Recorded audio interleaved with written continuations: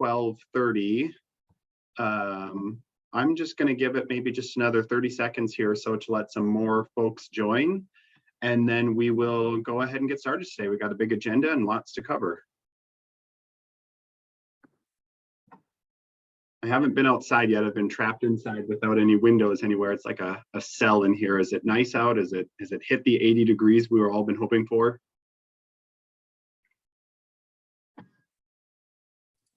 If it did, it's an overcast 80 degrees from what I saw last time I was walking by the window. Give me some sun. Tell that wind to go away.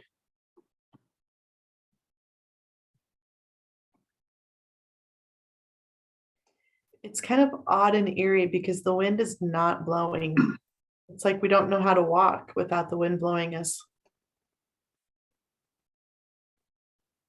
We need some rain too, because I am not, admittedly so, not the handiest, and I know this is being recorded, so the whole world will be able to see this, not that it's going to go viral, but I'm not the handiest of people. And so I've been I've made now at least 6 or 7 trips to Menards to get my sprinkler system up and running because one of the heads broke off apparently over the winter. And I'm at a point where I'm just about ready to take an axe to my entire irrigation system because I can't get one stinking sprinkler head replaced appropriately.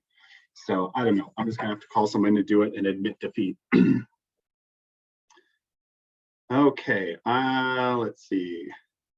Yeah, exactly, Tana. It's like the Christmas ball or the lights on the Christmas tree. That's me. That's Clark W. Griswold out there in his front yard doing lawn care. She's a beaut, Clark. Okay, let's see if that was enough filler for people joining. They're wondering why I'm making National Lampoon's references on this Buffalo County Community Partners collaborative call, but that's just the way of the world today. Okay, so I promise we will actually go into our agenda today.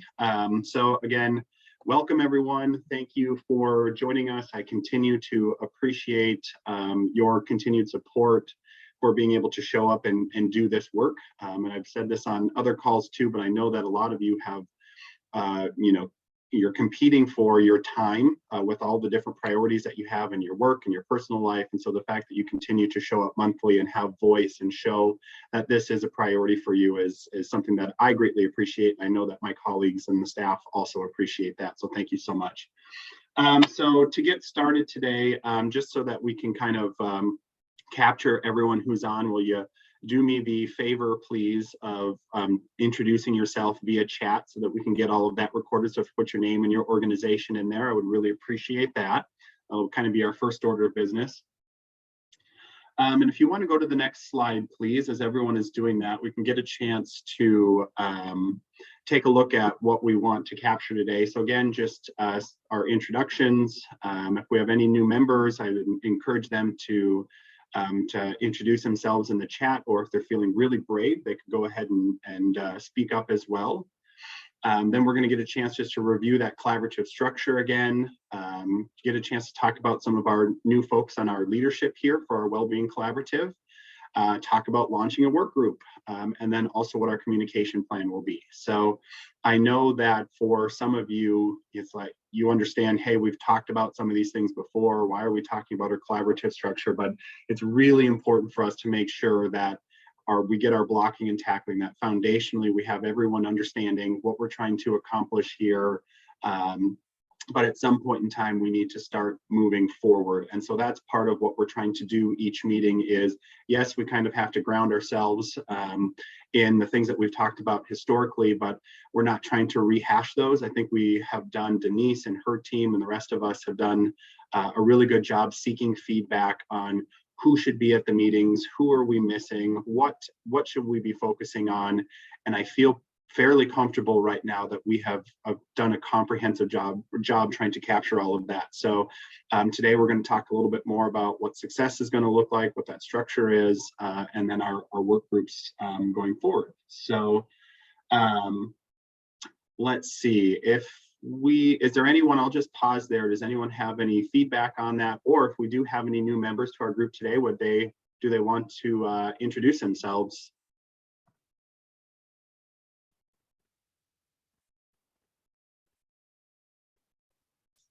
I put it in the chat, but I am joining you guys. My name's Nicole Hirsch. I'm a Children and Family Services Specialist Supervisor. I don't know why we got to have such a long title around here, but I supervise a team that does like all adoptions and guardianships for our central service area. So thank you for allowing me to join.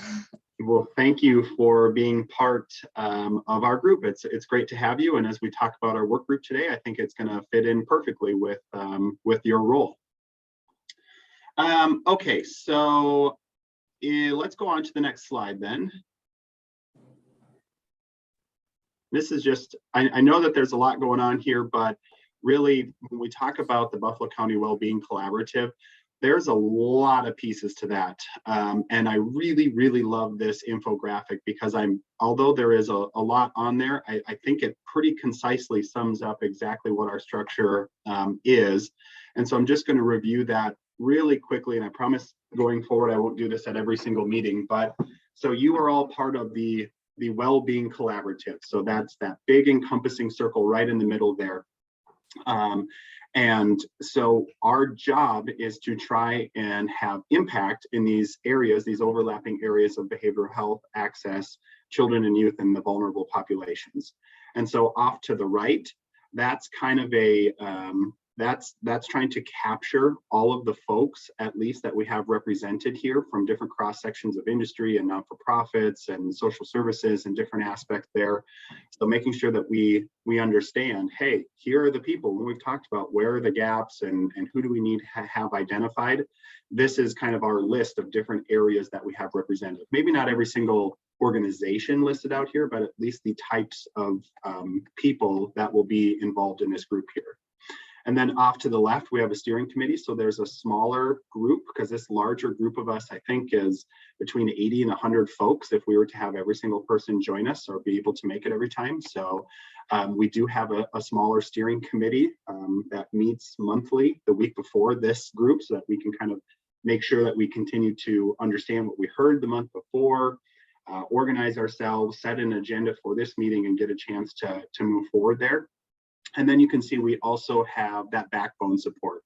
So Buffalo County Community Partners is that for us. So their staff have been great. They help keep us organized. They help us with different elements of strategic planning, their resources, planning and measurement.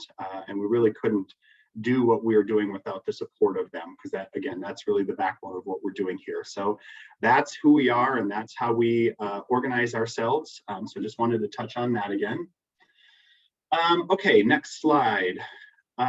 Meeting purpose. So again, we just want to bring folks together and we want to be able to talk about how we can support and engage our children, youth, and adolescents and consider how we can impact on areas of access and then also reducing or preventing youth and children from entering the system or re-entering the system. So making sure that those are kind of our areas of impact, our impact statements. And again, I think that impact is something that is worth touching on again as well. There are traditionally, I think things are measured more on an outcome basis, but to be able to also focus, and what I mean by that is we would, you know, and I do this at my work too, so it's not a criticism, it's more of an observation that sometimes we measure success by the number of something that happens. So how many people make it through a program, how many people were served, that kind of a thing. But I don't think that alone is encompassing to the success of the program. So we need to take a look at the impact. So what is the impact that we have made on a person that has prevented them from coming back in the system? Would you rather have 30 people go through a program and then 25 of them need to go back through it again? Or would you rather have 10 people fully impacted so that they can be prevented from coming back into the program again? So it's taking a look at those kinds of conversations and really what is the impact and what are we trying to measure there? Okay, so one of the things that we talked about as a steering committee is we want to have this idea of, again, we've come from this place, and I'll give my personal journey again. And for some of you on this call, Denise, her eyes are going to roll in the back of her head and she's going to turn off her camera for a while because she's sick of me telling my story, and me and Matt as well, because I pick on him a little bit too. But as you have heard, my personal journey with this work, started back a few years ago when Denise asked me to be involved. And we were a 2030 steering committee. It was a different kind of scope of work at that point in time. And in my first meeting, Matt had given me what seemed like a million pages worth of data. And so it was making my head spin, and I was trying to wrap my head around what all of this was and what all of it meant and how we would get that data into information, and then we get it into these impact areas and get it to a point where we now have people here on board with the same vision of what we want to do going forward. So that's kind of the history of things. We started with all of this data, turned it into information and themes. We've organized ourselves. We've taken on this collective impact model, and we've gotten all of these folks together, you folks on the call and everyone else that's part of the WellBeing Collaborative. And I think what makes sense now is we need to start asking ourselves, what does the future look like? So I touched early on that we can't be having the same conversations over and over again, otherwise we're spinning our wheels. And we could do that. I mean, make no mistake, when you've got a group of 80 to 100 people, you can ask the exact same question every single month and spend all hour and a half having the same discussion hashed out over and over again. Which is why I said I think we've done a pretty good job of getting the feedback that we needed, but we need to be able to move forward. So we want to talk about what does that success look like? So what do we want to be accomplishing? And so I'll just share some brainstorming thoughts from the steering committee here, and you can read those. And then I would open it up to feedback to see what does this larger group think of, what do we need to be accomplishing? And then to that point, we would probably ask the staff or the steering committee to be able to try and put some measurement in there. So how can we, if we have these elements here, then how can we measure that to make sure that we hit that or that we are successful in the future? So again, what would you be proud of accomplishing? So making sure that we're sharing the mission and the work being done with more of the community, inspire the community to be innovative. So that's our job. We need to create, I can't tell someone, hey, I want you to be motivated today. We need to create an environment. It's an intrinsic feeling where people feel comfortable and they feel passionate about the work. And then I think that's where we get that motivation towards action. Common language and measurements to be able to track across organizations. So one organization may take a look at one metric or a similar metric, and another one looking at almost the same thing but calling it something different. So if we can just use some common language as a group when we're talking about these things, that will grow within the community as well too. So I think that will be helpful. And then we talked about closing the loop in case management. So how do organizations know there is follow-up? So we had one of our members of our steering committee who was very passionate about this and talking about, for him as a physician, if he refers a service or has needs of someone to go to a social service, how does he ever know that was acted upon, and if it was successful? It kind of just goes into this gray area right now. And I don't mean that to be critical, because I think there are folks out there, and I know there are folks out there that are working to close those gaps and create that loop of communication within there. And hopefully this group can help support that work that's happening as well. So again, I'll just pause there for a minute. What else would you add, or what comments would you make about what we need to be proud of and what we need to accomplish over the next year?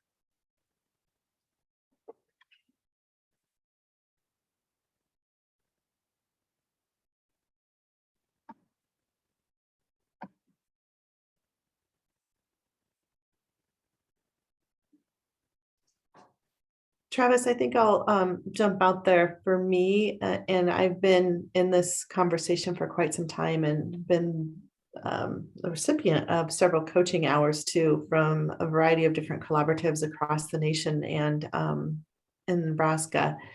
What I would be really proud of as a collaborative, that we began looking at the whole individual that we're working with.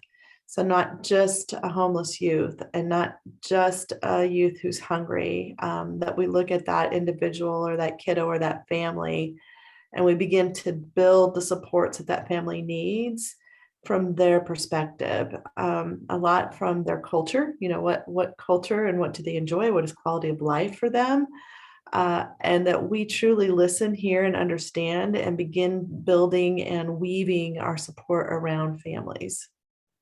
That was a mouthful, but that's what I'd really like to see us having more conversations like that and having some success to really be able to celebrate that success.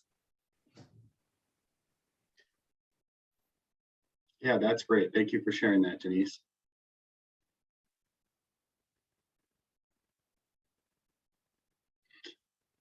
See a comment in the chat, making sure that we're engaging in culturally sensitive and inclusive practice will be critical. I think that's good feedback. Appreciate that.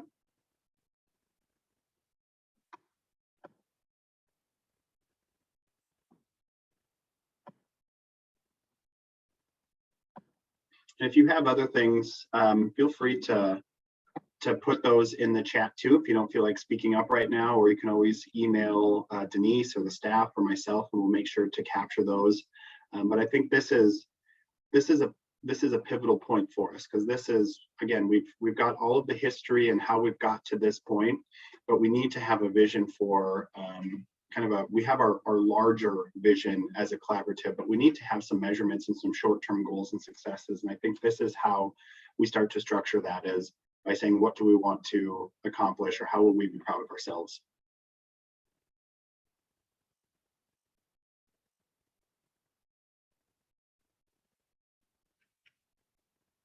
Okay, if you'll go to the next slide, we'll go ahead and move on then. And actually, so as far as the launching a new work group, let me see, do we want some of the staff to talk about this now, Denise, or do you want me just to go over this? Staff is prepared to model what we shared with the steering committee last time. So in the next maybe 10 minutes or so, we can kind of walk through that scenario. That would be great. If I'm not sure who's first, but if the staff want to go through what you guys touched on with the steering committee, I think that would be wonderful to outline what you've heard and what you're seeing. Thank you, Greg. Gosh, I am losing it today, aren't I? Thank you, Travis. What we are going to outline a practice that we initiated a few weeks ago. So the premise of this meeting is to begin thinking about launching those flower petal pieces. I don't know, Michelle, I think Michelle's got the PowerPoint. Can't remember if it's Michelle or Matt. Let's go back to that structure piece in the PowerPoint. So when you look at those flower petals, there's one flower petal around children and youth. And we said that is the work we want to start launching the first work group. And each of those flower petals we kind of talked about would be a work group within the collaborative, because it's so large to address all of these pieces. But if we stay in tune with the data and what we've heard from our partners, these are the themes that we were hearing. So we wanted to move forward with that work group. We wanted to focus on the right-hand side of who needs to be involved in that work. And so that's also there on the PowerPoint piece. So what the staff did is we said, as a team, we wanted to look at what coalitions and collaboratives we currently have existing in children and youth prevention work. And so we invited Positive Pressure during their regular meeting to begin talking about prevention in the full scope of birth to young adult college level. And we learned a lot in that conversation. So we're going to walk through what we learned.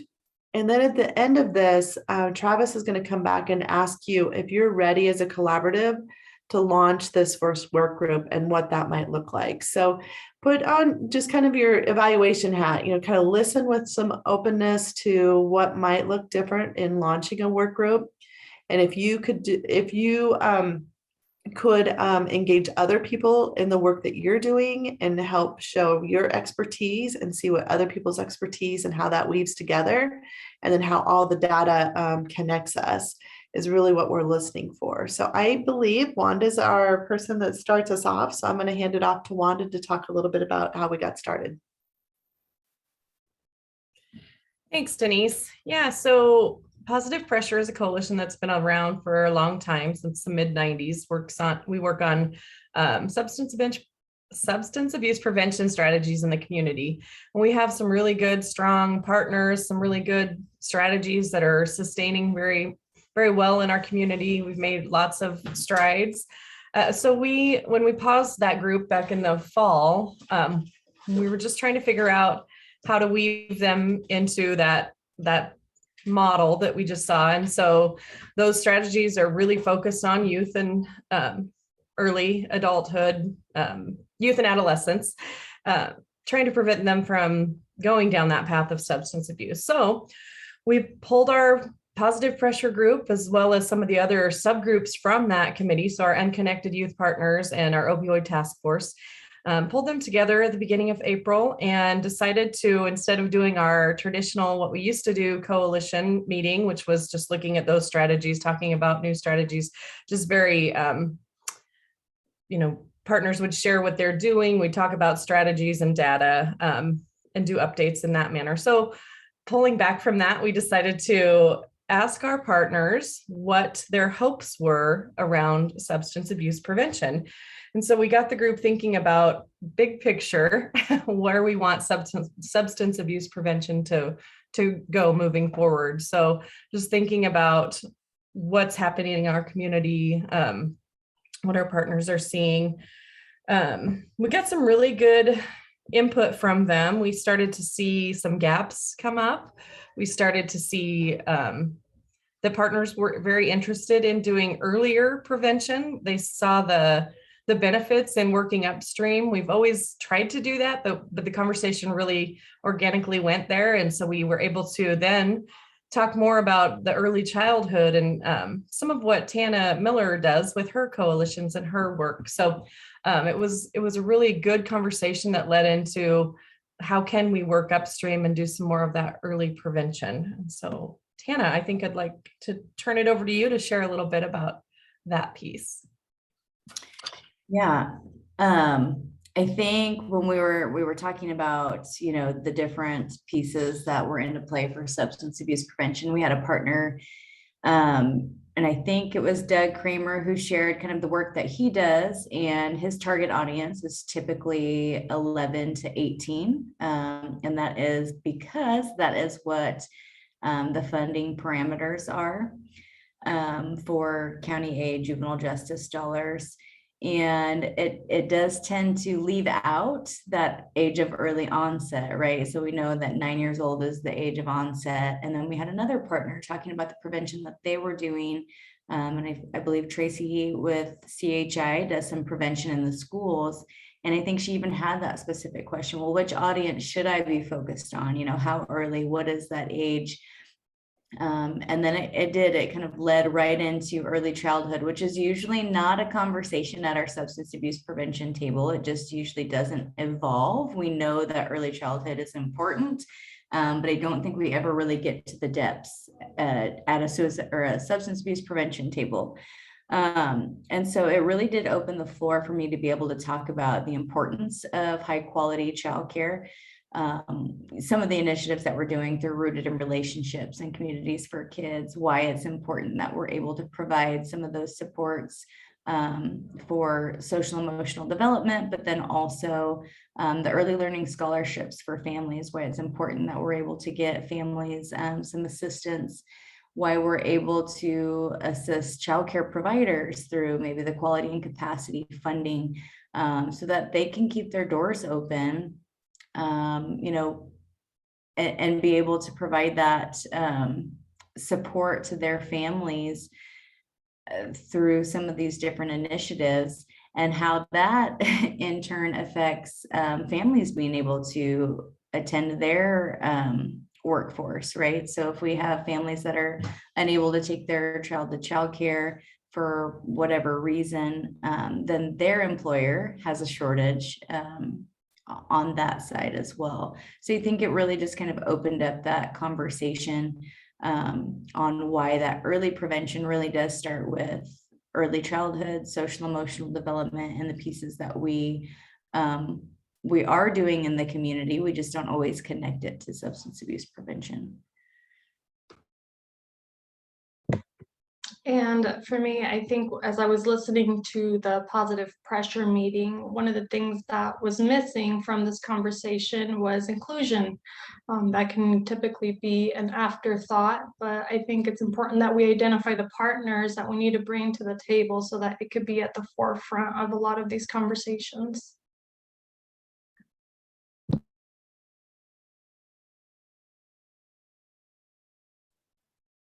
Josh, are you on this call? Would you be available to talk about what you saw at the meeting? There you are. Thank you. Yeah, so I was there. I shared a little bit about what I've been working on. I've partnered with the Henny Aram Center for Success, where we have 3 photo voice classes going on, teaching kids, how to express their feelings through a camera. And, I still saw some of those gaps where people were, kind of more like, oh, that's great, keep doing that, but we weren't really seeing how do we connect this work that I'm doing with the youth, getting their voice, how do we connect it to the rest of our work? How do we let that guide some of the work that we want to do? How do we get them resources that they're asking for? And so, yeah, we've been trying to kind of sort that out a little bit. How do we get their voice out a bit more? We do have our gallery show at the Aram Center on May 16th. If you guys are available. You guys can meet our youth. Like I said, we have 3 classes going on at the Aram Center, and then I had a class at our office. So about 25 or so kids, 30 or so. And there's just a lot of good things that they're sharing. So yeah, we need your help to help us kind of bridge that gap that we're seeing.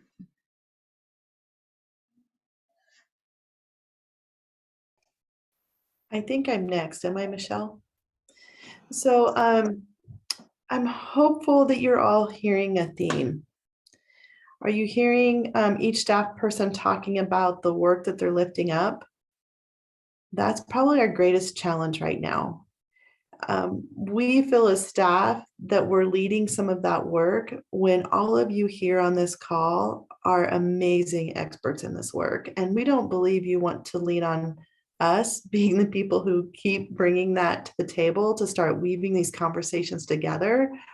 So that is why we kind of wanted to walk through what we heard and how we began lifting up that work. So I think the one thing we felt as staff, and I believe you guys have shared this with us several times, and that is around the data. And is that the next piece? Am I right, Michelle? So some of the pieces that we have been looking at, sorry, this is the first time I've seen this slide, so I'm trying to process and be able to talk. So focus on the left-hand side of your slide. So at the bottom, you see population health data. So that's our data around, and you move over there to the right a little bit, at the rates of youth substance abuse, graduation rates, our social determinants of health, our graduation rates, time spent on social media, the risk behaviors that youth report, like bullying, suicide, depression, all of those risk factors that we also track at that population health level in the community. And I think all of you, I know all of you, for successful programs, you're paying attention to those measures, right? So as you move up into the next level of how could we weave together as a community, is looking at performance measures.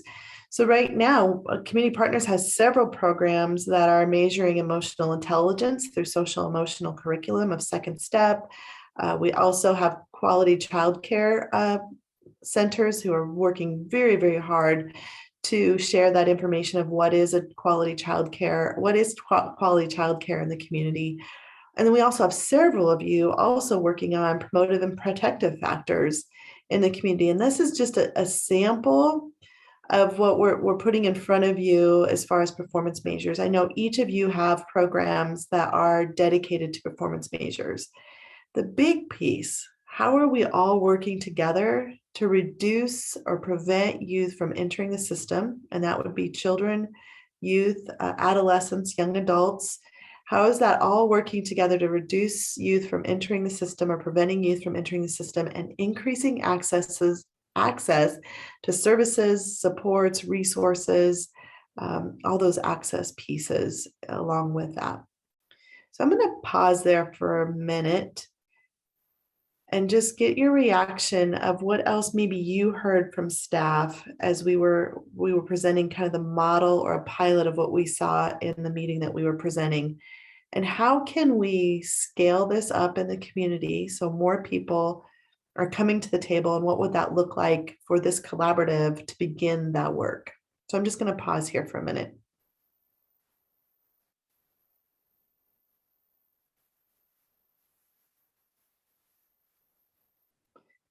Do you see yourself in this work? Do you see a performance measure that weaves into this collective impact statement?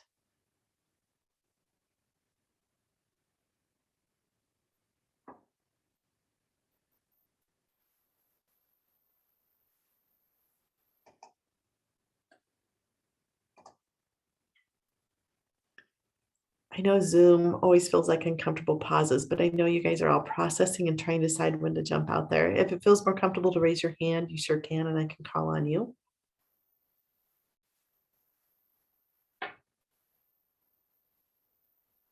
Are you ready to dig in and launch a work group to begin talking about these things, having early childhood partners talk about the great work around quality childcare, having partners talk about how important lived experience is in this conversation,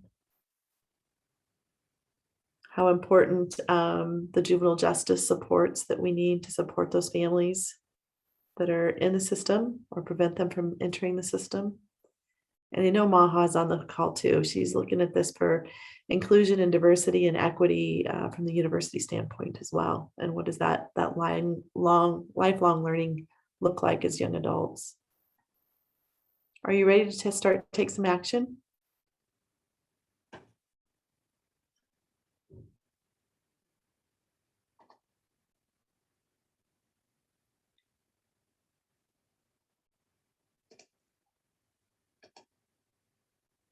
Yeah, I'm still looking for some reaction. Am I getting a few thumbs up with the screen on or the PowerPoint? I can't see. Let's do that, Michelle. Let's hide the PowerPoint for a minute and then just do a thumbs up. Are we ready to move forward with a collective impact conversation in the community around children, youth, and adolescents? All right, I'm seeing thumbs now. Thank you, Michelle. That was a little bit easier for me to see. So hard on Zoom. So I think the next steps, am I still on the next steps, Michelle? Sorry, I got too many things here to try to manage. I need like 6 screens, one for the agenda, one for the PowerPoint, one for. Okay. You did a great job with that graphic I just threw in there for you. It's a good graphic. Good job. So the next step. Totally excited to see what the next slide is, Michelle. Thank you. All right, I think this is back to the steering committee. It is. And I just, before we get a chance to go into the steering committee recommendations here, I just want to also get a chance to communicate with everyone that we've been talking about this group here as far as having the Buffalo County Community Collaborative and the support from the community partner side of things. And as we talked about, they're that backbone support. And it's really, this work needs to be largely helped driven by all of us. And so we need a leadership structure that's reflective of that. So I've been happy to help lead some of these conversations with all of you folks. But we need to have some more people at the table. And so we've had a few people who have graciously agreed to step up. And I know that one of them I don't think is on right now, but Abby, Emily, and Jamie have been wonderful and have agreed to step up, and they've been on calls recently. So before we take maybe a move forward, I'd invite each of them with who's on, and I believe Abby and Jamie are still on. If you just want to kind of introduce yourselves and just kind of talk about, why you agreed to this or why this work is passionate to you. Go ahead, Jamie. All right. I'm Jamie. I work at Families Care here in Kearney. Families Care provides family peer support services for families and youth who have mental and behavioral health challenges. And we serve the Region 3 and Region 4 area. So we have a pretty large service area that we're providing services in. But part of that work here has really been ensuring that families have a voice in the system of care that they're working in. So, really helping parents be empowered in guiding the treatment decisions and the course for their family. And so one of the things that I'm really excited about in this work is to really bring that voice to the table in these conversations too, to see how can we elevate the voices of the people that are utilizing these different services and ensure that they are part of building the system and building the initiatives that are there and designed to help them. So that's what I'm excited about. Thanks for having me, and looking forward to seeing what comes next. Great.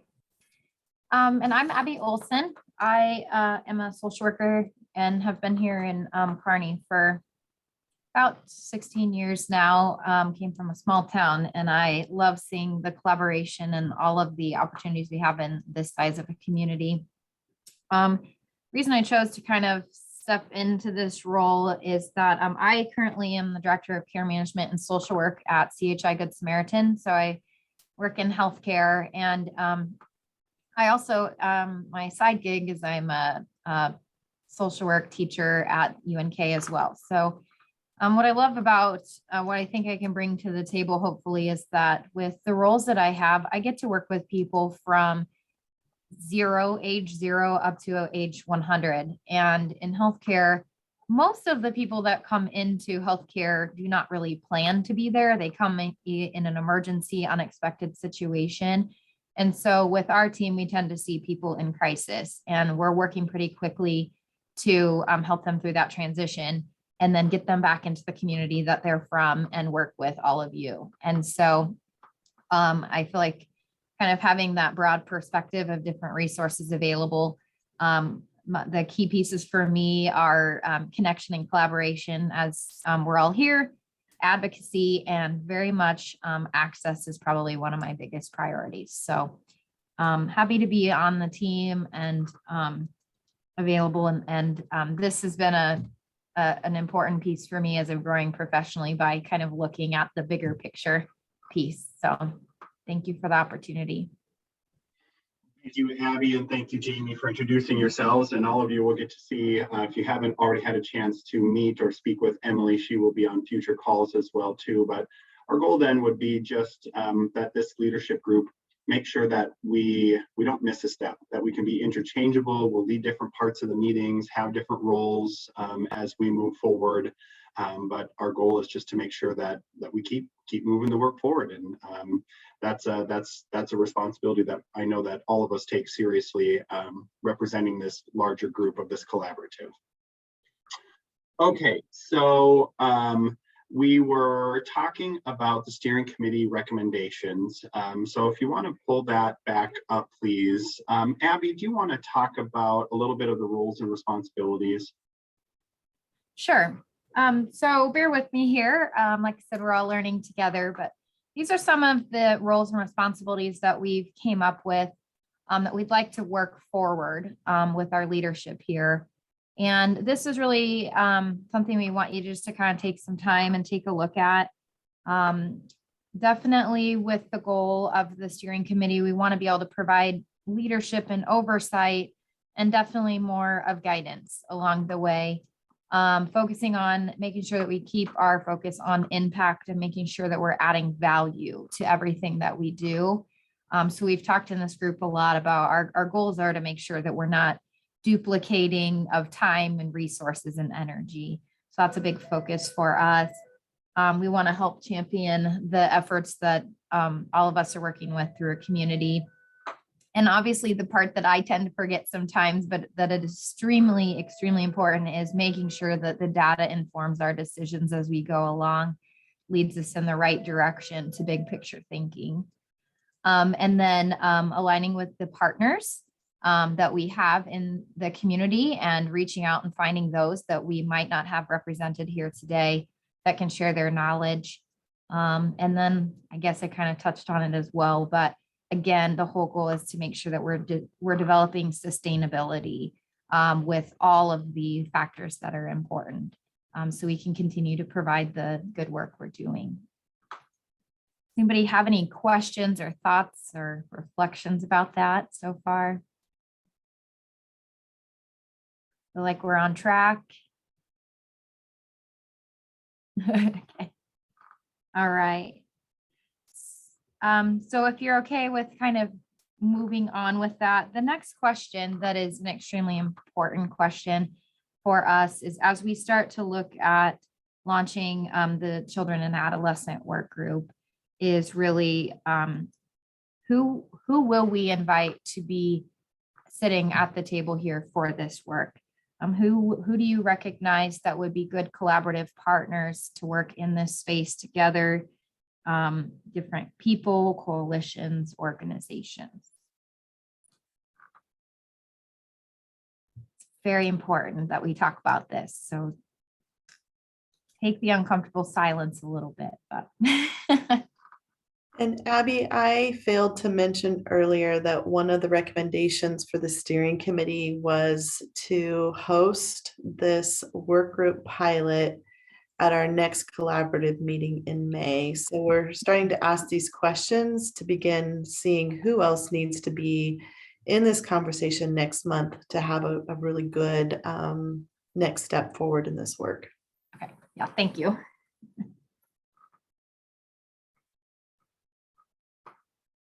So part of your goal, part of your role right now is to start talking and brainstorming about all those collaborative partners that you respect and appreciate that need to have a voice.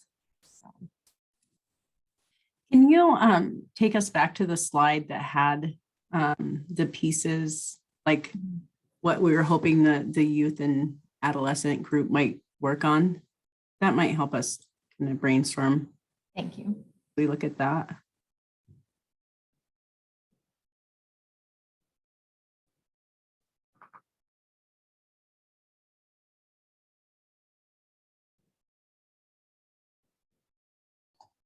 Is that the slide you were thinking, Jamie, or the one with the data? Yeah, this one helps too. Mm-hmm. And this one's good also. Can we do both?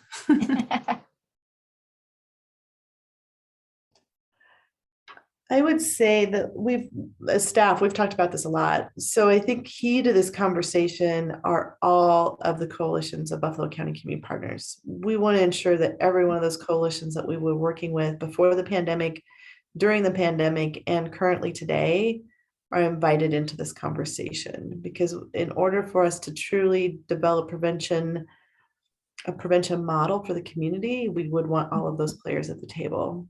So are there other players that need to be involved in that? And then what kind of role would you all be willing to play to invite others to this conversation? And if this doesn't sound like a meeting you want to invite other people to, tell us why, just give us some feedback, because we want to be engaging, to be a part of bringing your expertise to the table for others to learn from. I think that two of the populations that we've mentioned before are youth, and having youth or at least students involved, which I do have a student involved today. And I think as a program related to Beacon, I'm going to develop an opportunity that students will be attending regularly with me to many of the meetings. And not that that has to take the place of like an active youth member, but I think we need to also promote, from an educational standpoint, becoming involved with service-related activities and involved in these community types of meetings and efforts. But then the other piece is clergy or the faith community. Okay. Good.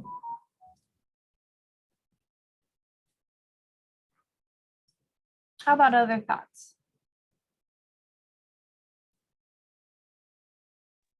I just wanted to make mention, I see a lot of our childcare provider and childcare provider champions on the call today. Thank you so much for being on this call. And as some of our staff members said earlier today, you know, your voice is so important to the work of substance abuse prevention. You know, when we're thinking about, like Denise said, to that person as a whole, when we want our youth to be thriving individuals, when we want thriving families, I know that that early childhood piece is such a huge component. So I hope that we can have that voice represented at that meeting as well.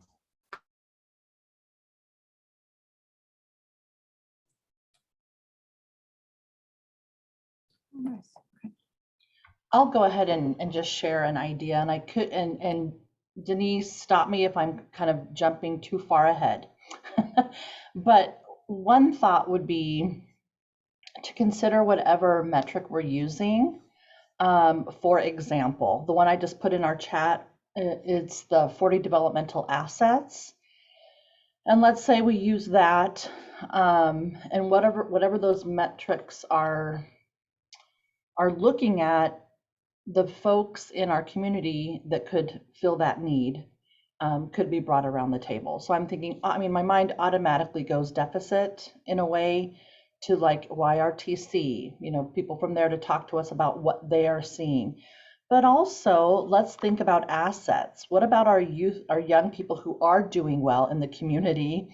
And what do we know about them? What assets do they bring? What, you know, and that kind of a thing. So I just wanted to share that real quick. Great. Thank you for that. Oh my gosh, Sandra, I love this. Dr. Duffin, do you have anything you want to say, or do you want me to share? I don't know how much you're ready to share. Are you talking about the fact that we just got the 2021 developmental asset profile? Or are you thinking of something else, Denise?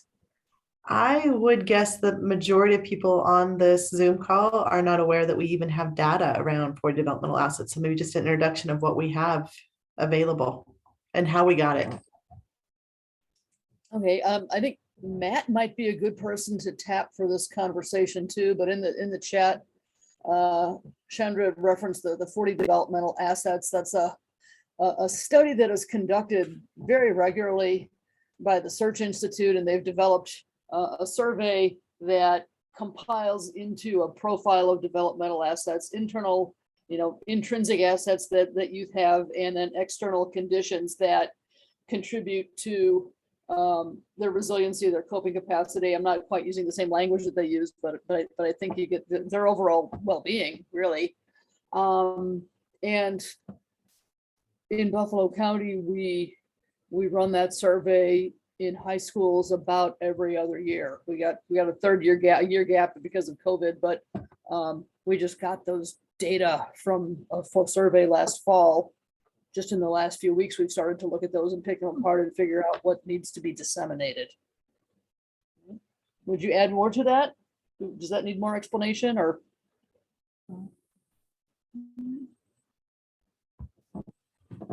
So my question is, this is Abby. This is new information for me and really exciting. So what was shared in the link, this is national data, I'm assuming. Yes, that was old. That was like in 2010. Oh, 10. But I just Okay. wanted to share that so that people could see what kinds of questions are being asked. It's amazing. And they also implemented one for elementary aged children as well. This one is more adolescent, or I mean, they have the adolescent and then also the younger ones. Wow.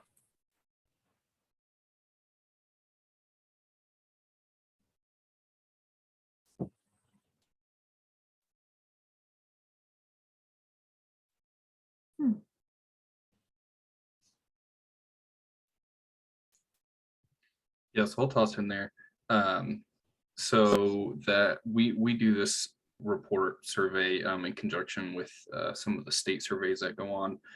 So we were able to do the DAP report just for Buffalo County youth. I think ballpark, I think we had about 250 kids take it throughout all of the rural and, Kearney high schools.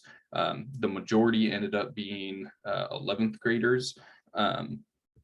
And, obviously with some other grades, I think it's majority 11th and 9th graders that end up taking that and have taken it. We have, like Dr. Duffin said, 2016, 2018, and then, COVID just kind of messed things up for everybody. So we have 2021 in there, and we will hopefully be getting that report out soon. And we're also working on, just because there's a lot of things in there, we're also working on pulling out some of the main points to share in a little bit easier to read one pager as well. We will share that out soon. So I'm wondering if, kind of back to like the question of who needs to be around the table, like looking at this 40 developmental assets, I think that is helpful, especially for someone like me that isn't completely in this setting, to really look at who could we bring to the table. One of the, like, I know it's national, but one of the pieces that's kind of sad to me is the community values youth. Youth person perceives that adults in the community value youth is at 25%. So I think definitely that reiterates that we need to have youth on this and hear their voice. Definitely a lot of socialization pieces in here. So is this maybe something where we would want to consider the involvement of like YMCA, Kearney Park and Rec, like something along that nature as well?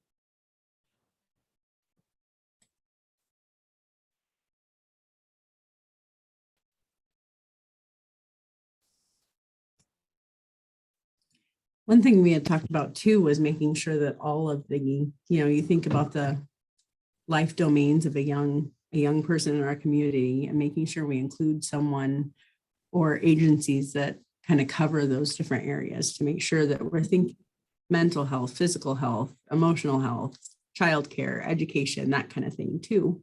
Mm-hmm. So thinking that direction would be a good way to start a list too. That's a good idea. Yes, from some of you that today. That's great. If we're looking for youth that are, with youth, you're going to have a certain amount that want to get together and be involved in this kind of stuff, and then the specific ones that aren't going to want to. I wonder if we reach out to the student councils at first. The other thing is, I know when my son was at the high school, he did mental health first aid. And I'm wondering if there isn't a group of mental health first aid kids, if you guys still do that there, that might want to jump in and be involved. And then we can branch out from there, having them give us other names. Mm-hmm. Good idea. We don't do mental health first aid at the high school, but we do have a Hope Squad. And so the Hope Squad kids would be a good team to tap into. Also, our Be Kind group could be good for that. Mm-hmm. Can I throw in a process piece here too? As you're thinking and considering who needs to be invited, we're also looking for pledges from those of you on this call to actually make those invites. Our next question will be, what do you need from us to make those invites? I just want to encourage you to consider how that might look, or how you can do that. I want to avoid the piece where it all comes back to the community partners and we're responsible for inviting everyone, because it looks much different when the person who's in charge of that program invites, I'm going to use Krista, the person who's a sponsor for HOSA is inviting youth to the table. Looks much different than if I'm trying to connect to the HOSA coordinator who doesn't know me or this work. So just be thinking about that as well.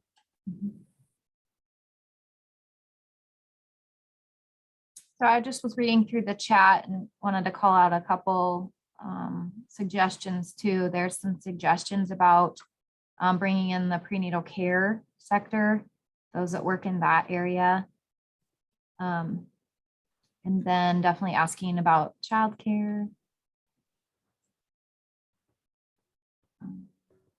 Sorry, I'm a slow scroller here. And then how do we potentially have inclusive efforts for individuals who are experiencing disabilities that could bring their voice to this table?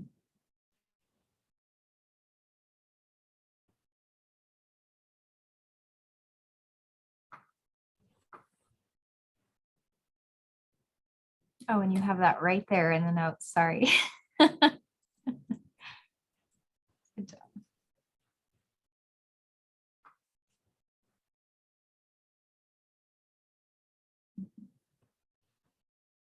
I do think the challenge is making sure that we challenge ourselves as well, that we are giving opportunity for parents and or youth to have a voice with these situations when they potentially don't have means to have the support to get to meetings like this or an avenue to get to meetings like this. So is there a way to work with other agencies that they're already there and involved with that can kind of encourage that? I think like Haley was mentioning, sometimes we get those that are always kind of energetic and willing, feeling confident to be a voice at the table, but we do need a balance.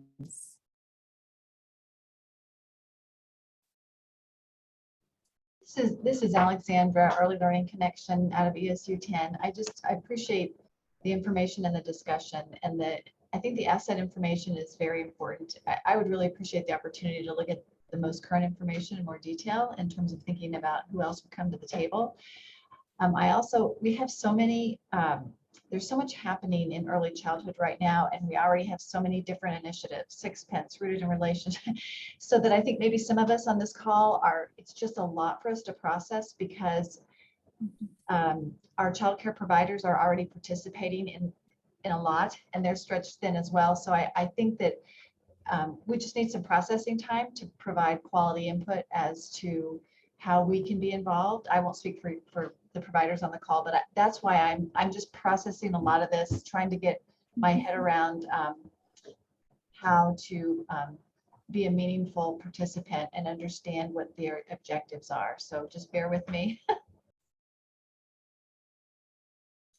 I appreciate you sharing that. And that's, again, that goes back to then what our role is we want to make sure this is sustainable and that we're working with the partners that are already there and potentially not duplicating meetings and things like that.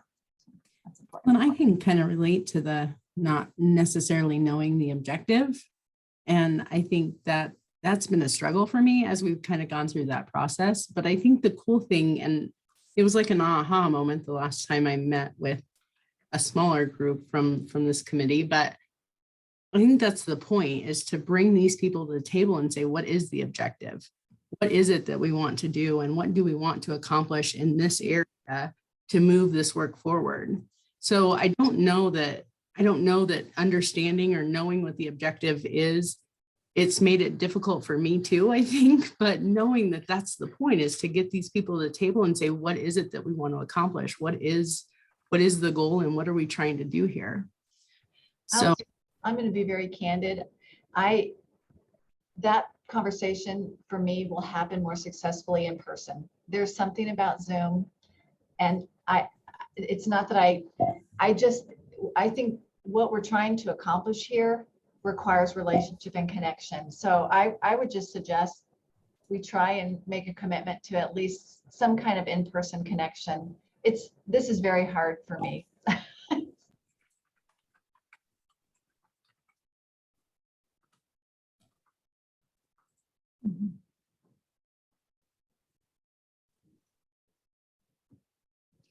Looks like a lot of nodding of heads.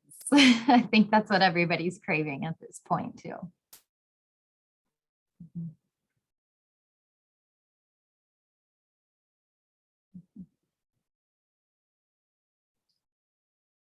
Well, I think it's okay to have that permission to continue to reflect on this and look at what you need.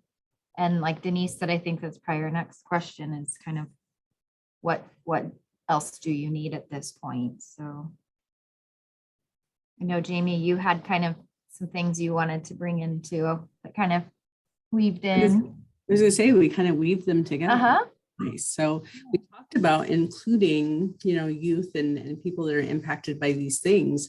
I guess my thought would be then is maybe we can talk about how do we do that?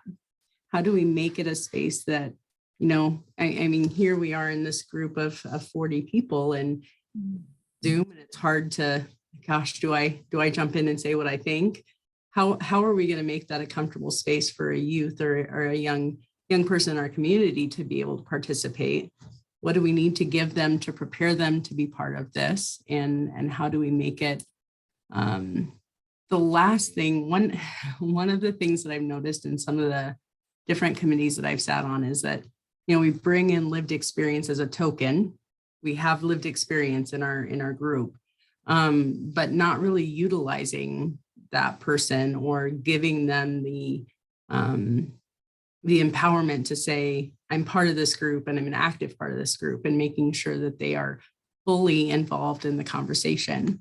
So how do we avoid that? We can get people with lived experience in this Zoom room if we want to, but how do we avoid just having them here as representatives and make sure that they're involved? Does anyone have any thoughts or ideas around that? I've been on similar committees, Jamie, where we have parent representation, but then it becomes, so a couple of things that we've tried, assigning a mentor. So there's one person from the group. So whoever is the youth that's there has a team member who helps prepare them before the meeting, debriefs after the meeting, so that there's this continuous engagement on what their meeting experience is like, so that we can do better as a group. And then also that as a collective group, we agree to be intentional about seeking input from that person. So it's not just the mentor's role, but all of us will, and sometimes that needs to be a refreshed purpose for the team members. So being intentional about everybody working on it, asking and seeking their input, having a mentor to navigate through what the meeting expectations are, how to prepare and answer questions later. Those are some of the things that we've tried to get people to keep coming back and feeling like they can share. Mm-hmm. That's great.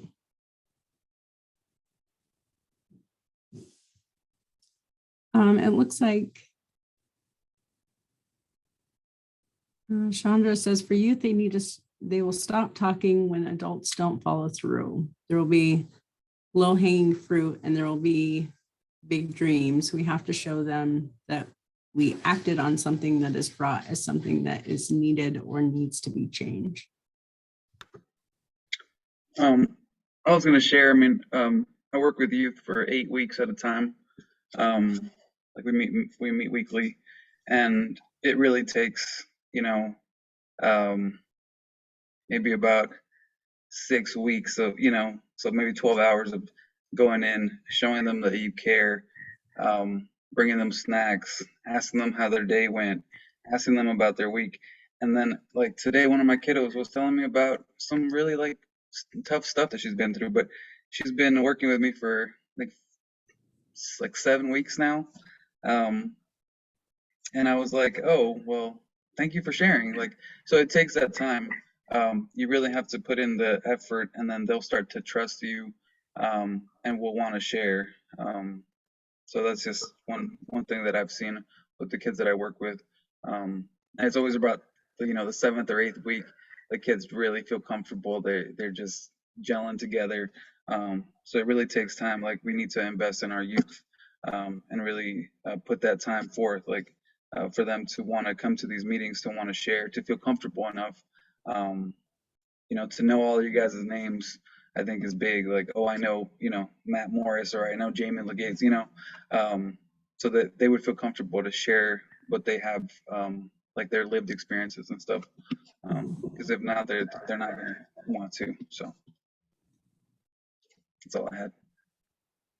No, I think that's part of the follow through, I think too, that Chandra's talking about is, if we can connect them that way and make sure they have a mentor on the team, that's an awesome idea. One other thought I have is over the summer, it'll be pretty easy to try and get a youth or a young person or their parent in a meeting at 12:30 in the afternoon on a Wednesday, but probably not so easy in the fall. So how can we accommodate schedules of youth and families that might want to participate? Because this daytime stuff is great for us professionals, but not so great for students. Also, it's not so great for providers, childcare providers as well. So I think we do have to be open to being flexible and might have to meet after hours. I saw too that Denise popped in the chat that Buffalo County Community had $25 to offer as a stipend for time. A lot of us get paid to be here in these capacities, but some others do not. So that's an amazing incentive. Thank you for that, Denise.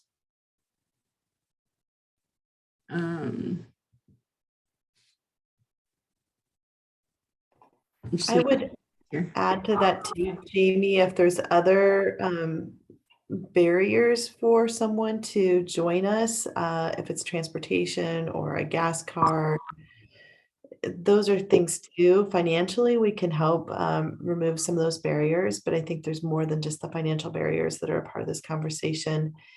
And I'll tell you, I've been on this week is a national forum from the Collective Impact Forum, and they are really challenging my thinking. And I just want to throw this out here, and I know it's not something we can do tomorrow, but something that they said to me really has resonated. So all of us as adults, and Krista, I would love to know the young man who was there with you, his name. I want to just keep calling you UNK student. So if you're willing to share your name, I do believe you at this point are the token youth that we have on the call. So my name's Max. I'm in a couple of Dr. Fritzen's classes. She's also my advisor, so. I did put that in the chat, but I know there's lots in the chat, so. Oh, thank you, Krista. I'm sorry. Max, thank you for joining us. So what something that I just heard, and I'm going to just throw it out there, and I shared it with the staff this morning. We as adults who are scheduling this time and have the agenda in place have the power. And what we're asking is to have youth join that power. When in essence, we got to flip that upside down. We need to give them the power. They set the agenda and they bring us to their meeting. So I throw that out there. It's really challenging my thinking because I don't see anybody doing that well. Jamie's up over there having just a great little happy dance. That's our challenge. We have the power right now, and the people we're wanting to come to the table don't feel comfortable sharing their lived experience in the powerful structure we have put in here. And I'm going to keep calling it power because I don't know what else to call it, but you have control of these conversations and what is being talked about. And we don't necessarily know what the needs are of those who aren't on the call. That's my 2 cents, still processing, going to process that for a while. Denise, I'll kind of let you know what we have got. CDC has hired a community health worker for us. They won't be our worker, but they'll be CDC's. But my plan is I'm going to have her go to some NA meetings and some AA meetings and gather some information where about what they feel like they are needing from agencies to help them, whether that be education, assistance with housing, any of that stuff. We're going to try to gather up some of that information. And I think that for me, at least, puts them in the power play instead of us. So maybe there's something, if she gains some relationships with some people, maybe we can utilize that to get people to come to our party here.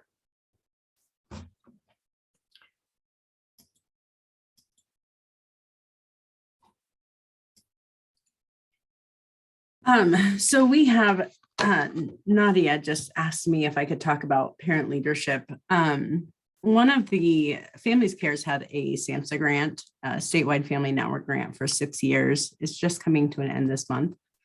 That's going to make me do a little happy dance too. That's been a lot of work, but we've been able to do some amazing work through that. And one of them is really developing the parent leaders of Nebraska. It started with, I want to say 5 parents from around the state in a hotel room in Hastings, Nebraska. They all came together to really talk about how they could equip parents to participate in these different leadership roles and not just share their experience and their voices, but also participate in building the systems. And so we have, we've been doing that, I think 5 years now. We have about 30 parents, 30 or 35 parents that are trained and active across the state that are participating in a group who's, trying to bring this out, as everyone is asking for lived experience these days. Everyone wants it in their committees and things like that. And so, we're really just getting started and moving toward those next steps. But part of that, there's a couple different levels of the training for parents. We had hoped to begin developing a youth leadership track as well, but we did not do that. So we do have some parents that are currently trained in our area and ready to participate. And I think I had a parent at the last meeting that was interested in talking about this committee. So, so I'll be visiting with that parent, but I guess for me, I'm kind of an action step sort of girl. I love talking thoughts and stuff, but I just wonder if there's anybody that is interested in saying, yes, I would love to mentor a parent or a youth who would want to participate. If we want to have some of them at this next meeting, it might be good to connect and see if we can make those connections, or see if you have someone in mind to invite or something like that. Anyone willing to commit to that? I don't know if this is the direction you wanted me to go, Denise, but I'm just going there.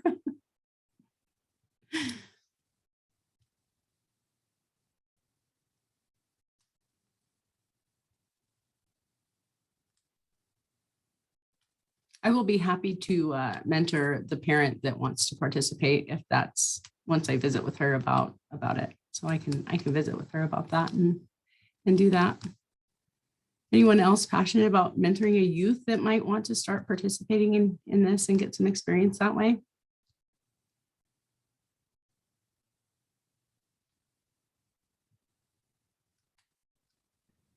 I will be able to consider that as we develop the Beacon programs, because that is part of the mission of Beacon, is the education and recruitment of high school age individuals also. So I would say it's down the road for that piece, but definitely going to have the college age students be part of like this group or these working groups as they're interested. But mine is a little bit evolving. Awesome. Got a private message too, so feel free to reach out that way. But and then we want to talk about the youth. We talked about where some of these youth might be, but who would be willing to step out and talk with one of them? See if we can invite some youth from the high school or other towns too. I don't know, Josh, if you've got some youth on the advisory board that might be willing, or.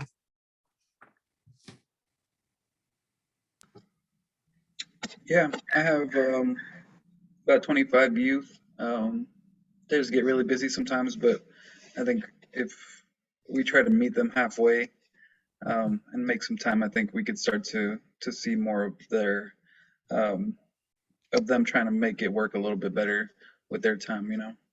I'm trying to think also with the Aram Center, like, are there ways that we could partner with some of you guys for you guys to go and meet some of those kids and start to kind of build those like partnerships with them there? So someone had mentioned too the Hope Squad and Be Kind at Kearney High, and then also the Health Opportunities HOSA group. So those, if somebody has connections to those, maybe taking advantage of the fact that summer is coming up, it might be a good time to get some of those leaders together and do a mini presentation, and then say, where would you take it from here, and see if they have some ideas or some interest in leading some of these conversations moving forward.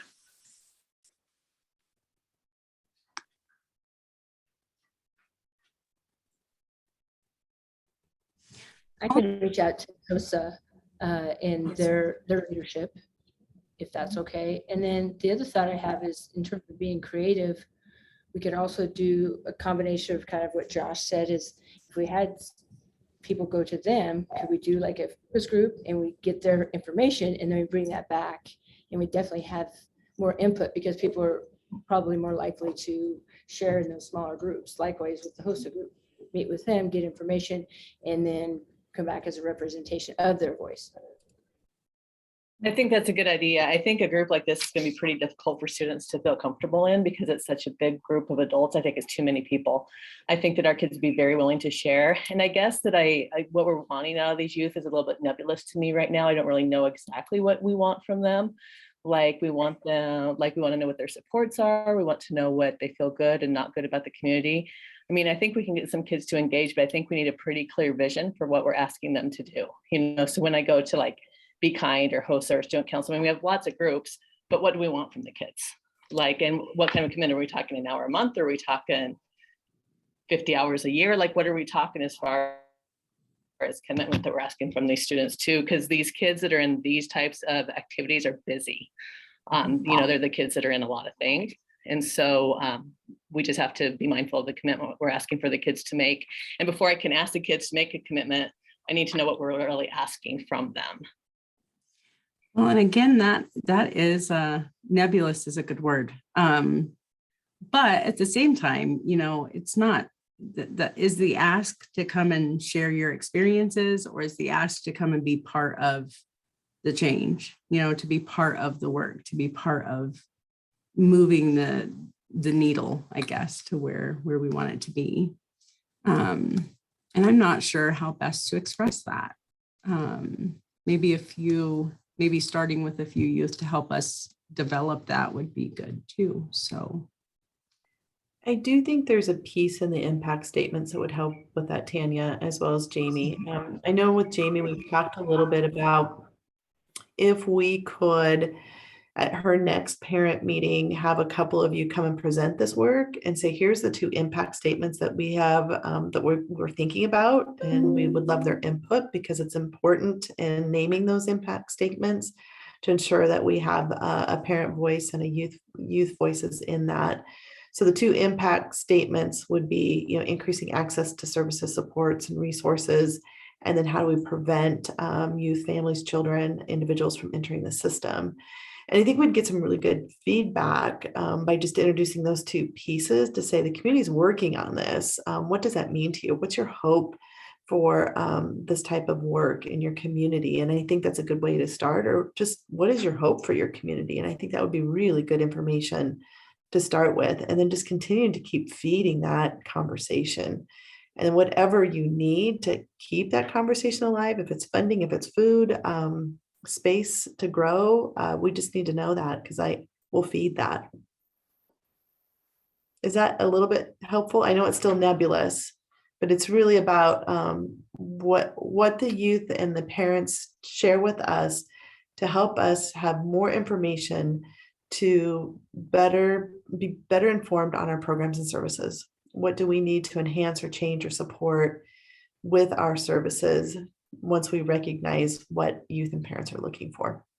I'm not saying that we don't recognize that. I'm just saying that additional information will help us enhance our services. Might even take it a step further and add the word co-design. Rather than informing the work, we want them to co-design the work with us. And so that shared power, that equal place at the table is really the goal. I've taken up a lot of time, so I'll pass it to the next person, but thanks guys for your input. And if you have any, if you have any desire to do any mentoring, you can private message me or email one of us and we'll get you connected. thank you, Jamie. Thank you, Abby, for all of that. That was a lot of really good discussion and a lot of tough discussion too, because we're trying to figure this out. And so the way that I take a look at the world and how you approach a project or a problem, where's your structure, who are your people, what is your process? So we're trying to figure all of those out. And I think as we get through and figure out that structure piece so that we know who's going to have a voice at the table, when are we going to meet so that it can be appropriate to have those people at the table, then we can start inviting all of those people to the table, and then we figure out what that process is of what we want to accomplish and how that looks going forward. So I think I know that we brought up a lot there, and I know that the staff always do a great job of capturing the minutes so that we'll have an opportunity to be able to digest this a little bit more further in advance of launching a work group. So thank you everyone for the conversation. And Michelle, I have a history of doing this to you, but I'm shortchanging you on time. Is there time for you to quickly go through what you've put together and be able to share that with the collaborative? Yes, sir. Thank you so much. Good thing I'm one of the fastest girls in the nation, so this will be all good for me. So I just wanted to briefly show you guys the website piece that we've been putting together at Community Partners so that we can talk about this work. We've heard from a lot of you guys. We'd love to share the work that we're doing. I love, Jamie, was your word, a little nebulous. It's a little bit nebulous what we're doing here. So I tried to capture what we're doing in some simple pieces for you guys to share. So this is just a simple page on our website here.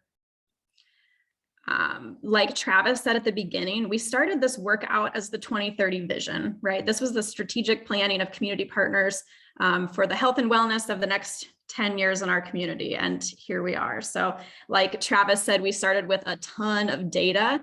This whole section's about that data. Matt's got some awesome data documents in here you can click and look on. One of them that I really love is not this one because I don't like numbers, but the gaps and barriers in our community. This is when we heard from those 60 plus community stakeholders. A lot of you on the call were involved in these conversations. And we said, this is what we're missing in our community. And this is the stuff that we're working on, right? So I love this document to kind of ground ourselves in what did our partners tell us that is really needed in the community. And this is why we're working so hard on all of this work. So anyway, that's kind of the data piece, right? How we started, we took the data, we turned it into these vision statements for the community. Like Travis already said today, we have this collective impact model. This is how we're trying to create change in our community, right? Having shared measurements, shared data, getting all the players like Jamie was talking about here at the table so that we're all moving towards collective impact, right? So super simple, easy graphics for you guys to use and look at. Miss Diane Duffin's favorite part of the web page is the measuring the impact. We have the results-based accountability here. We are working on, once we launch the work groups, putting some really cool like graphs and data documents in here so we can track some of that data, right? Matt was telling us we've got the 40 developmental assets data pieces. So when we're ready to kind of launch those to you all, we'll put those in this page as well. So you guys can see those. Down here, we've got the collaborative structure that we've seen a few times. We also have a list of all the collaborative members. So hopefully all of your names are on this list. If they're not, please let me know and we can get that updated. But we've heard from you guys too. We want to know who's involved in this work because it's a lot of us, like Travis said. We have done a lot of partner orientations already with just launching this web page. So a lot of people have said, what the heck are you guys doing? Denise and some of the other staff members have been doing orientations to just catch people up to speed. So I actually do have that orientation PowerPoint if you're interested. Hopefully sometime we'll have maybe some more to do with that orientation so that you can help bring partners along that are interested in the work. We also have the recordings of our latest and greatest meetings on here. Let me think. That was the big thing I wanted to share with you guys was just that website, and just know that that is a resource available for you when you're trying to ask people to come to these meetings, right? I hope that we're going to be launching this work group meeting soon. We had some great conversation about that today. And the next thing, I know some of you, Miss Krista, I know is going to be inviting some people and having some conversations. So My question to you all is, what else do you need from us to be able to communicate this work effectively?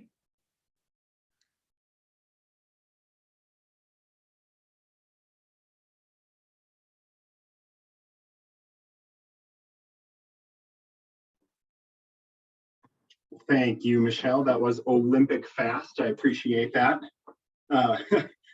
So if you do have any feedback from Michelle, please put it in the chat or send her a note. We'll get a chance to follow up and capture all of that as well. And thank you for really putting that together. I mean, that's for any of us, that's kind of our elevator speech, to be able to have all of that information there. It quickly and concisely outlines the why and has a lot of really good information on there for us. Okay, we've got 2 minutes left. Anything else before we close out, or any other comments by Denise or anyone else?